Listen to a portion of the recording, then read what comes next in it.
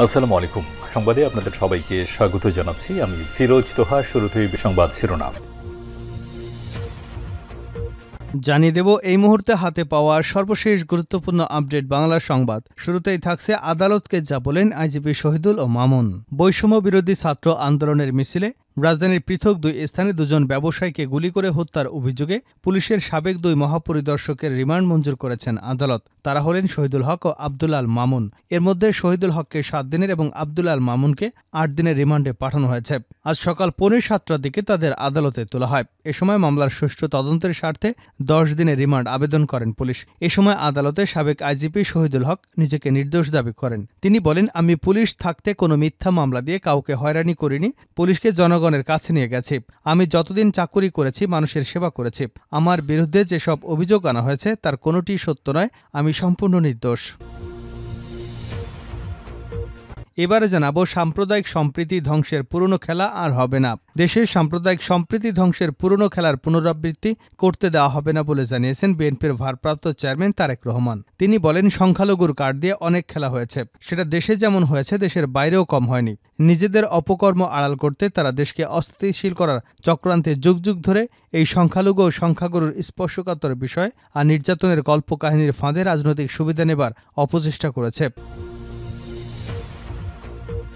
জানাবো কারো প্রতি কোনো প্রতিশোধ নেওয়া হবে না জামায়াতের আমির। গত 16 বছরে জামায়াতের উপর আওয়ামী লীগ সরকার যে নির্যাতন করেছে তা দল হিসেবে ক্ষমা করে দেওয়ার ঘোষণা দিয়েছেন দলটির আমির ডা. শফিকুর রহমান।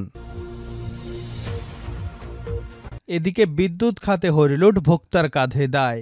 দেশে বর্তমানে বিদ্যুতের মোট উৎপাদন সক্ষমতা ৩১,৫২০ মেগাওয়াট। এখন পর্যন্ত সর্বোচ্চ উৎপাদন হয়েছে ১৬,৪৭৭ মেগাওয়াট। বাড়তি এই সক্ষমতা দেশের অর্থনীতির জন্য মাথা ব্যথার কারণ হয়ে দাঁড়িয়েছে, কারণ বসিয়ে রাখা এসব বিদ্যুৎ কেন্দ্র থেকে বিদ্যুৎ না কিনলেও নিয়মিত ক্যাপাসিটি চার্জ পরিশোধ করা হচ্ছে। এবারে থাকছে ভুয়া কাগজে ব্যাংক লুট। বিগত 15 বছরে ঋণের জামানত হিসেবে জমি আর ফ্ল্যাটের ভুয়া কাগজপত্র দেখিয়ে ব্যাংক খাতে মহালুটপাট হওয়ার তথ্য পাওয়া গেছে। সূত্রমতে ব্যাংকে বন্ধক রাখা সম্পদ বিক্রি করেও খেলাপি ঋণের অর্থ আদায় করতে পারেনি অধিকাংশ সরকারি বেসরকারি ব্যাংক। এবং সর্বশেষ জানাবো আন্তর্জাতিক সংবাদ। মসজিদে গিয়ে একে একে মুসলিমদের মারা হবে, বিজেপি নেতার হুমকিতে তোলপাড়। মসজিদে ঢুকে মুসলিমদের খুঁজে খুঁজে মারার হুমকি দিয়েছেন মহারাষ্ট্রের বিজেপির বিধায়ক নীতিশ রানে। প্রকাশ্যে সমাবেশে দাঁড়িয়ে সাম্প্রদায়িক বক্তব্য দিয়ে কঠোর সমালোচনার মুখে পড়েছেন তিনি। সামাজিক যোগাযোগ মাধ্যমে ভিডিওটি ব্যাপকভাবে ছড়িয়ে পড়ার পর তার বিরুদ্ধে ব্যবস্থা নিয়েছে আহমেদনগর পুলিশ। একরকম বাধ্য হয়েই এই ব্যবস্থা নিয়েছে পুলিশ। এতক্ষণ শিরোনাম শুনছিলেন, এবার বিস্তারিত। প্রিয় দর্শক, আপনি যদি এই চ্যানেলে নতুন হয়ে থাকেন, ভিডিওটি দেখতে দেখতে চ্যানেলটি সাবস্ক্রাইব করে আমাদের সঙ্গেই থাকুন। আর এই ভিডিও সম্পর্কে আপনি আপনার মূল্যবান মতামতটি কমেন্ট বক্সে জানিয়ে দিন। আর হ্যাঁ প্রিয় দর্শক, জানিয়ে দিন ভিডিওটি কোথা থেকে দেখছেন। আদালতকে যা বলেন সাবেক আইজিপি শহীদুল ও মামুন। বৈষম্য বিরোধী ছাত্র আন্দোলনের মিছিলে রাজধানীর পৃথক দুই স্থানে দুজন ব্যবসায়ীকে গুলি করে হত্যার অভিযোগে পুলিশের সাবেক দুই মহাপরিদর্শকের রিমান্ড মঞ্জুর করেছেন আদালত। তারা হলেন শহীদুল হক এবং আব্দুল আল মামুন। এর মধ্যে শহীদুল হককে 7 দিনের এবং আব্দুল আল মামুনকে 8 দিনের রিমান্ড দিয়েছেন আদালত। বুধবার সকাল 7:45টার দিকে তাদেরকে আদালতে আনা হয়। এ সময় মামলার সুষ্ঠু তদন্তের স্বার্থে 10 দিনের রিমান্ড আবেদন করেন পুলিশ। এ সময় আদালতে সাবেক আইজিপি শহীদুল হক নিজেকে নির্দোষ দাবি করে বলেন, আমি পুলিশ প্রধান থাকতে কোনো মিথ্যা মামলা দিয়ে কাউকে হয়রানি করিনি, পুলিশকে জনগণের কাছে নিয়ে গেছি। আমি যতদিন চাকুরি করেছি মানুষের সেবা করেছি। আমার বিরুদ্ধে যেসব অভিযোগ আনা হয়েছে তার কোনোটি সত্যি নয়, আমি সম্পূর্ণ নির্দোষ। অপরদিকে রিমান্ড শুনানির সময় আদালতে কোনো কথা বলেননি সাবেক আইজিপি চৌধুরী আব্দুল আল মামুন। আদালতের এজলাস কক্ষের কাঠগড়ায় দাঁড়িয়ে আইনজীবীদের বক্তব্য শোনেন তিনি। এ সময় পুলিশের হেলমেট পরিধায় অবস্থায় তাকে দেখা গেছে। তবে শুনানির এক পর্যায়ে হেলমেট খুলে ফেলেন শহীদুল হক। শুনানি শেষে ঢাকার মেট্রোপলিটন ম্যাজিস্ট্রেট আখতারুজ্জামান মোহাম্মদপুরের মুদি দোকানি আবু সায়েদকে গুলি করে হত্যা মামলায় আব্দুল আল মামুনের 8 দিনের এবং রাজধানীর নিউ মার্কেট এলাকায় ব্যবসায়ী আব্দুল ওয়াদুদকে গুলি করে হত্যার মামলায় শহীদুল হককে 7 দিনের রিমান্ডের আদেশ দেন। এর আগে মঙ্গলবার 3 আগস্ট দিবাগত রাতে উত্তরা থেকে তাদেরকে গ্রেপ্তার করে আইনশৃঙ্খলা রক্ষাকারী বাহিনী। গ্রেপ্তারের বিষয়টি ঢাকা মহানগর গোয়েন্দা পুলিশের প্রধান রেজাউল করিম মল্লিক নিশ্চিত করেছিলেন। সাম্প্রদায়িক সম্প্রীতি ধ্বংসের পুরনো খেলা আর হবে না তারেক রহমান। দেশে সাম্প্রদায়িক সম্প্রীতি ধ্বংসের পুরনো খেলার পুনরাবৃত্তি করতে দেওয়া হবে না বলে জানিয়ে দিয়েছেন বিএনপির ভারপ্রাপ্ত চেয়ারম্যান তারেক রহমান। মঙ্গলবার দেশব্যাপী ধারাবাহিক কর্মসূচির অংশ হিসেবে চট্টগ্রাম ও বরিশাল বিভাগের তৃণমূল নেতাকর্মীদের সমাবেশে তিনি এসব কথা বলেন। বিএনপির ভারপ্রাপ্ত চেয়ারম্যান তারেক রহমান বলেন, সংখ্যালঘুর কার্ড দিয়ে অনেক খেলা হয়েছে, সেটা দেশেও যেমন হয়েছে দেশের বাইরেও কম হয়নি।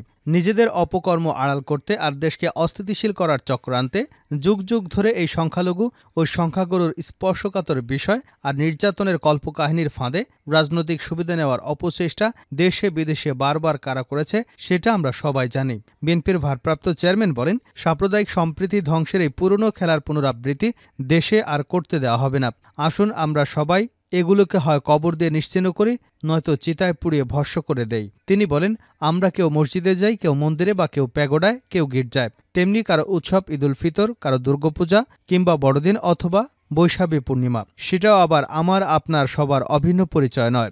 বাংলাদেশের মানচিত্রে আপনার ঠিকানা হতে পারে পাহাড়ে, কারো আবার সমতলে, কেউ বা থাকেন হাওরে, কেউ বা থাকেন ছোট্ট দ্বীপে, নয়তো উপকূলে, প্লাবনভূমিতে কিংবা সুন্দরবনের পাশে।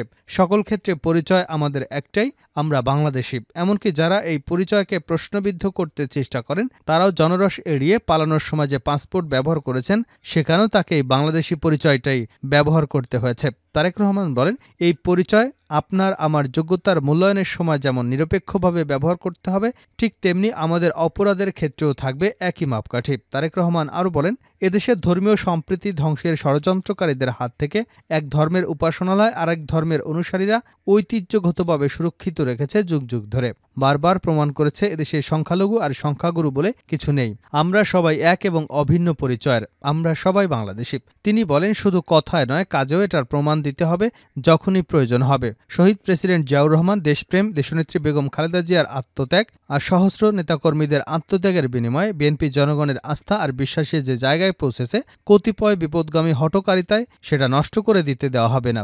এ বিষয়ে দল আপোষহীন। তিনি বলেন, দলের কত শীর্ষে অবস্থান করেন সেটা বিবেচ্য বিষয় নয়। সম্প্রতি চট্টগ্রাম ও ময়মনসিংহে দল সেটার প্রমাণ রেখেছে বলেও জানিয়েছেন তিনি। মানুষের ধর্মীয় বিশ্বাস আর অনুশাসনকে পুঁজি করে যারা ধর্মীয় স্থাপনা নিয়ে রাজনীতি করবে, বিশ্বে বাংলাদেশের পরিচয়কে প্রশ্নবিদ্ধ করবে, বাংলাদেশের রাজনীতিতে তারা ধর্ম বর্ণের বিভক্তিকে অসৎ উদ্দেশ্যে ব্যবহার করবে, নিজ নিজ এলাকায় ঐক্যবদ্ধভাবে রাজনৈতিক প্রজ্ঞা দিয়ে তাদের প্রতিহত করতে তিনি পরামর্শ দিয়েছেন। কারো প্রতি কোনো প্রতিশোধ নেওয়া হবে না, জামায়াতের আমির। গত ১৬ বছরে জামায়াতের উপর আওয়ামী লীগ সরকারের যে নির্যাতন করেছে তা দল হিসেবে ক্ষমা করে দেবার ঘোষণা করেছে দলটির আমির ডা শফিকুর রহমান। মঙ্গলবার দুপুরে রাজধানীর বিজয় সরণি এলাকার রেস্টুরেন্টে মহানগর উত্তর জামায়াত ইসলামী আয়োজিত সাংবাদিকদের মত বিনিময় সভায় তিনি একথা বলেন। কারো প্রতি কোনো প্রতিশোধ নেওয়া হবে না বলে আশ্বস্ত করেন জামায়াতের আমির। বলেন, যদি ভিকটিম হিসেবে কেউ যদি বিচার প্রত্যাশী হয় তবে তাকে স্বচ্ছ আইনি প্রক্রিয়া নিশ্চিতে সহায়তা করা হবে। ডা শফিকুর রহমান বলেন, গত ১৫ বছরে আমরা প্রকাশ্যে কোনো কর্মসূচি পালন করতে পারিনি। কেন প্রকাশ্যে পারিনি? এজন্য আমরা কাউকে দায়ী করব না। অন্যদের মন্দ চর্চার কোনো প্রয়োজন নেই। তিনি বলেন, জাতিকে ঐক্যবদ্ধ থাকতে হবে, জনগণ করুণা নয়, তাদের ন্যায্য অধিকার চায়। বাংলাদেশকে নতুনভাবে গড়তে বিশাল মনের মানুষ দরকার। সাংবাদিকদের উদ্দেশ্যে তিনি বলেন, অতীতে সাংবাদিকদের মুখে তালা ঝুলিয়ে দেওয়া হয়েছিল, তাদের কলমকে স্তব্ধ করে দেওয়া হয়েছিল, স্বাধীনভাবে লিখতে পারেনি। কিন্তু এখন সবাই জাগ্রত হয়েছে। আগামী দিনে আপনাদের সহযোগিতায় আমরা কাজ করব ইনশাল্লাহ। বিদ্যুৎ খাতে হরিলুট, ভোক্তার কাঁধে দায়। দেশে বর্তমানে বিদ্যুতের মোট উৎপাদন সক্ষমতা ৩১,৫২০ মেগাওয়াট। এখন পর্যন্ত সর্বোচ্চ উৎপাদন হয়েছে ১৬,৪৭৭ মেগাওয়াট। বাড়তি এই সক্ষমতা দেশের অর্থনীতির জন্য মাথা ব্যথার কারণ হয়ে দাঁড়িয়েছে। কারণ বসিয়ে রাখা এসব বিদ্যুৎ কেন্দ্র থেকে বিদ্যুৎ না কিনলেও নিয়মিত ক্যাপাসিটি চার্জ পরিশোধ করতে হচ্ছে। এতে বেড়েছে বিদ্যুৎ উৎপাদন খরচ, দাম বাড়িয়ে ভোক্তার উপর দায় চাপিয়ে দেওয়া হয়েছে। আওয়ামী লীগ সরকারের শেষ ৩ মেয়াদে গত ৩০ জুন পর্যন্ত ৭৩টি আইপিপি ও ৩০টি রেন্টাল বিদ্যুৎ কেন্দ্রকে প্রায় ১,০৬,০০০ কোটি টাকা ক্যাপাসিটি চার্জ দেওয়া হয়েছে। এর মধ্যে সবচেয়ে বেশি ক্যাপাসিটি চার্জ নিয়েছে সামিট গ্রুপ। কোম্পানিটি ৯টি বিদ্যুৎ কেন্দ্রের জন্য ভাড়া পেয়েছে প্রায় ১৭,৬১০ কোটি টাকা। যুক্তরাষ্ট্রের অ্যাগ্রিকো ইন্টারন্যাশনাল ৭ কেন্দ্রের জন্য ক্যাপাসিটি চার্জ পেয়েছে ৮,৩১০ কোটি টাকা। ইউনাইটেড গ্রুপ ৬টি কেন্দ্রের বিপরীতে ক্যাপাসিটি চার্জ নিয়েছে ৭,৭৫৮ কোটি টাকা। বিশেষজ্ঞরা মনে করেন, প্রতিযোগিতামূলক দরপত্রের মাধ্যমে এসব বিদ্যুৎ কেন্দ্রের প্রকল্প বাস্তবায়ন হলে বিদ্যুতের উৎপাদন ব্যয় প্রায় ৪০% পর্যন্ত কমাতে পারত। 2010 সালে 2 বছরের জন্য বিদ্যুৎ ও জ্বালানির দ্রুত সরবরাহ বৃদ্ধির নামে একটি আইন করে সরকার। গত 14 বছরে বেসরকারি খাতে 1000টিরও বেশি বিদ্যুৎ কেন্দ্রের লাইসেন্স দেওয়া হয়েছে। সব কেন্দ্রই কোনো না কোনো ধরনের দরপত্র ছাড়া বিদ্যুৎ এবং জ্বালানি খাত সংক্রান্ত বিশেষ আইনে অনুমোদন দেওয়া হয়। 2010 সাল থেকে অনুমোদন দেওয়া ছোট বড় এসব কেন্দ্রের বিরুদ্ধে নানা অনিয়ম, দুর্নীতি এবং লুটপাটের অভিযোগ থাকলেও ব্যবস্থা নেওয়া হয়নি। উল্টো দায়মুক্তি আইন পাশ করে বিচারের পথ রুদ্ধ করে দিয়েছে সরকার। সম্প্রতি অন্তর্বর্তী সরকার বিদ্যুৎ ও জ্বালানির দ্রুত সরবরাহ বৃদ্ধির বিশেষ বিধান আইনের অধীন চলমান সব কার্যক্রম স্থগিত করেছে। বাংলাদেশের বিদ্যুৎ উন্নয়ন বোর্ডের তথ্য মতে আইনটি কার্যকর করার পর গত 13 বছরের বিভিন্ন সময় শতাধিক বেসরকারি ও ভাড়াভিত্তিক বিদ্যুৎ কেন্দ্র নির্মিত হয়েছে। এসব কেন্দ্র থেকে 2010-11 অর্থ বছর থেকে 2022-23 অর্থ বছর পর্যন্ত 3,18,996 কোটি টাকার বিদ্যুৎ কিনেছে সরকার। এর মধ্যে ক্যাপাসিটি চার্জ দিতে হয়েছে 1 লাখ কোটি টাকারও বেশি। সর্বশেষ 2023-24 অর্থ বছরে কী পরিমাণ বিদ্যুৎ কেনা হয়েছে তার হিসাবও পাওয়া যায়নি। তবে এ সময় আনুমানিক 35 থেকে 40 হাজার কোটি টাকার বিদ্যুৎ কেনা হয়ে থাকতে পারে। এটি বিবেচনা নিলে সরকারের কেন্দ্রগুলো থেকে মোট প্রাপ্ত 3.5 লাখ কোটি টাকার বিদ্যুৎ কিনেছে সরকার। পাশাপাশি ভারত থেকেও কেনা হয়েছে। বিপিডিবি সূত্রে জানা গেছে, গত 14 বছরে প্রায় 1 লাখ কোটি টাকা লোকসান গুনতে হয়েছে বিপিডিবিকে। এর মধ্যে শেষ 2 অর্থ বছরে 84,191 কোটি টাকার আর্থিক ক্ষতি হয়েছে প্রতিষ্ঠানটির। সিপিডির গবেষণা পরিচালক খন্দকার গোলাম মোয়াজ্জেম বিদ্যুৎ কেন্দ্রের অতিরিক্ত সক্ষমতা নিয়ে সম্প্রতি এক প্রবন্ধ উপস্থাপনকালে বলেন, ব্যবহার না করা গেলেও কেন বিদ্যুৎ উৎপাদন সক্ষমতা বাড়ানো হচ্ছে। আওয়ামী লীগ সরকার এখন যে বিদ্যুৎ উৎপাদন সক্ষমতা তৈরি করেছে তা 2030 সালেও প্রয়োজন হবে না। 6 বছর পরে চাহিদা দাঁড়াতে পারে 19,400 মেগাওয়াট। 25% রিজার্ভ ধরলে তখন 23,252 মেগাওয়াট বিদ্যুৎ সক্ষমতা হলে চলবে। অতিরিক্ত সক্ষমতার কারণে ক্যাপাসিটি চার্জ বেশি দিতে হচ্ছে। মসজিদে গিয়ে একে একে মুসলিমদের মারা হবে, বিজেপি নেতার হুমকিতে তোলপাড় শুরু। মসজিদে ঢুকে মুসলিমদের খুঁজে খুঁজে বের করে মারার হুমকি দিয়েছেন মহারাষ্ট্রের বিজেপির বিধায়ক নীতিশ রানে। প্রকাশ্যে সমাবেশে দাঁড়িয়ে এমন সাম্প্রদায়িক বক্তব্য দিয়ে কঠোর সমালোচনার মুখে পড়েছেন তিনি। সামাজিক মাধ্যমে এমন ভিডিও ব্যাপকভাবে ছড়িয়ে পড়ার পর তার বিরুদ্ধে 2টি মামলা করেছে আহমেদনগর পুলিশ। একরকম বাধ্য হয়ে এই ব্যবস্থা নিয়েছে পুলিশ। ভারতীয় পুলিশের এক কর্মকর্তা সংবাদ সংস্থা পিটিআইকে জানিয়েছেন, নীতিশ রানের বিরুদ্ধে মুম্বাই থেকে প্রায় 260 কিলোমিটার দূরে শ্রীরামপুর এবং তোপখানা থানায় অপরাধমূলক ভীতি প্রদর্শন, ইচ্ছাকৃতভাবে শান্তি ভঙ্গ করা এবং ধর্মীয় অনুভূতিতে আঘাত করার জন্য 2টি এফআইআর নথিভুক্ত করা হয়েছে। প্রসঙ্গত, ইসলাম এবং মহানবী হজরত মুহাম্মদ সাল্লাল্লাহু আলাইহি ওয়াসাল্লাম সম্পর্কে অবমাননাকর বক্তব্য করে গত মাস থেকেই উস্কানিমূলক বক্তব্য দিয়ে আসছেন রামগিরির মহারাজ। এ নিয়ে রাজ্য জুড়ে তীব্র উত্তেজনা তৈরি হয়েছে। শুক্রবার আহমেদনগরে রামগিরি মহারাজের সমর্থনে এক সভায় নীতিশ রানে বলেন, রামগিরি মহারাজের বিরুদ্ধে কোনো কথা বলে মসজিদে ঢুকে ঢুকে খুঁজে খুঁজে মুসলিমদের ধরে মারব, এটা মাথায় রেখো। এদিকে আসাদুদ্দিন ওয়াইসির দল মজলিসি ইত্তেহাদুল মুসলিমিন গোটা ইস্যুতে কঠোর প্রতিক্রিয়া দেখিয়েছে। দলটির নেতা ইমতিয়াজ জলিল বলেন, রামগিরি মহারাজের মন্তব্য একটি রাজনৈতিক ষড়যন্ত্রের অংশ, তার বিরুদ্ধে ব্যবস্থা নিতে হবে।